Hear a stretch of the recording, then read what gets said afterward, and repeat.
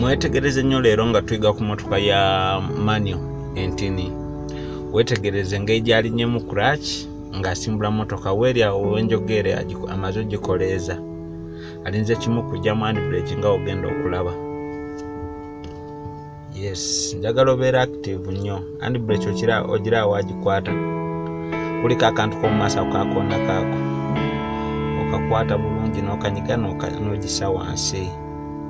No making sure nti yonesse wansi. Njagala weetegereze bulungi buli kimu kyakola. Benga tugenderamu alinye ku muyira alesingamu okulinyisa kwa RPM. Bw'avaayo olaba omuliro ogwo nti gwambuka. Ogwo muyira gulinnyako n'alesingamu katini. Olesingamu kuba tosobola gisimula era nga tolinyeeko ezikira buzikizi. Omuliro n'okuba nga nagwo gukontrolinga nga okiraba awo. Yes. Weetegereze bulungi saagala ovuemu nga tolina kyotegendaga kalesoni kaffe kabe kadakika nti naate nga tupikinga. Buli kye tuvaako tubeere nga tukikwata bulungi. Yes. Njagala abasubscribe nga mujje mu bungi twanguye. Muduke tubeere nga tuyiga okuvuga motoka za manual, okuvuga motoka clutch ogirinnye ddala paka wansi era nga olaba bw'alinnye. Noteka ekigere paka wansi.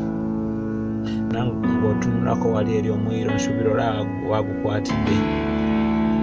Wagulesingira RPM agikumidde. Weetegereze bulungi. Kireme tutuukako ogenda kola interview nga tobimanyi ogamba ati sibirabangako. Kikola kiyamba ggwe ez'okupala mu maaso ebisango nzibu bwayi bwangu naye tokifaako nnyo. Akyalinya clutch tanasimbula motoka.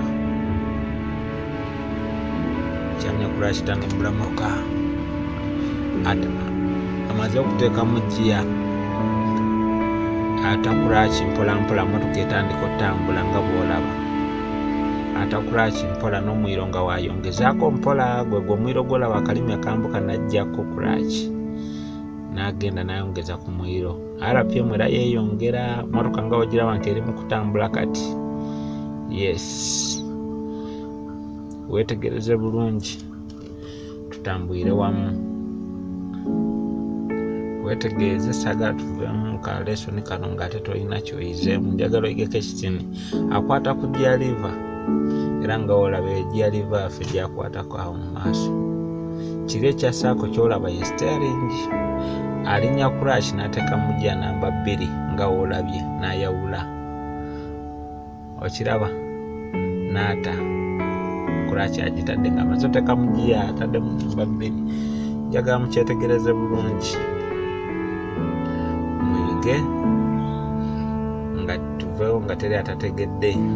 Tisi oba totegeddeemu oluliddako namba 3 we n'addamu n'alinnya clutch n'aggyako kumulira ekigere n'ateekamu namba 3 n'ayawula clutch ye.